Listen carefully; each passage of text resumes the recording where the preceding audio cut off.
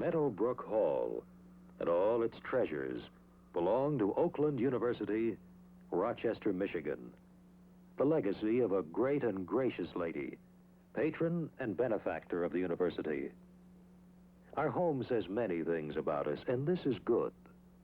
For while we came to tell the story of one of the great homes of America, we now must do more than this. We must tell the story of Matilda R. Wilson. Well, we've had for 2 or 3 years, we had the scholarship ball for the Scholarship Fund of Oakland University. They've been in the summertime. The conferences were held in this room when they were making their plans and making a study of the type of a university they wanted to develop. That was done by conferences and symposiums held here in Meadowbrook Hall. Would this be an appropriate time for you to say a few words reflecting your thoughts on Oakland University? Well, of course, I think that's a marvelous institution that it's grown into in a short period of time. The community interest has been marvelous. The faculty, the students have all, to me, been a remarkably interesting and inspiring experience.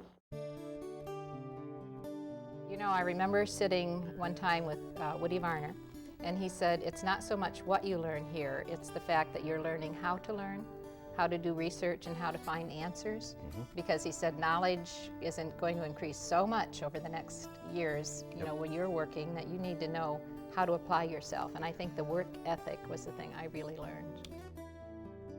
The personal relationships, the intimacy of the university at that time, and the fact that you could go talk to a faculty member over coffee or in the cafeteria, you know, has been priceless. One of the things that I'm most grateful for having a degree from Oakland is the fact that I think everyone taught us to think. Not that we always welcomed that experience, but we certainly were taught at a much higher level than any of my friends who went to other universities, and we were expected to perform at a much higher level.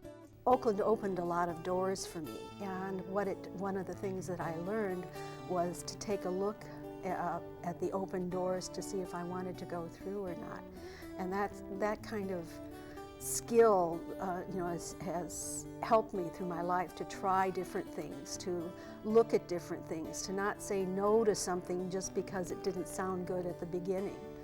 I felt like the staff just wrapped their arms around us and held us, because there were so many things that we were not prepared for when we arrived. I had never been asked to dig deeply into a piece of text and analyze it. And when we did that here, we had a lot of support. And I think because of the things that happened to us on campus and the kind of education that we received, it has made a huge difference for my life. One of the things that Oakland did for me in terms of seeing reality was challenge what the truth is. Professor Burke in his philosophy you know, taught me to ask, you know, well, what is that? And there's a wonderful confidence that comes from knowing, or at least accepting something that can be accepted as truth. And it's kind of helped me all my life. Really, I feel profound gratitude for having been here at the time when the university began. The charter faculty was enormously talented, incredibly dedicated, and very available and accessible to those of us who were lucky enough to be students.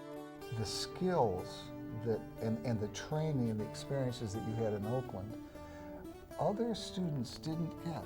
And when it came to research and when it came to problem analysis and those kinds of things, I felt that I was much more prepared to approach those tasks. And as a result, I think I did fairly well in both the master's and the doctoral program. And again, I have Oakland's experience that I think provided that foundation for us.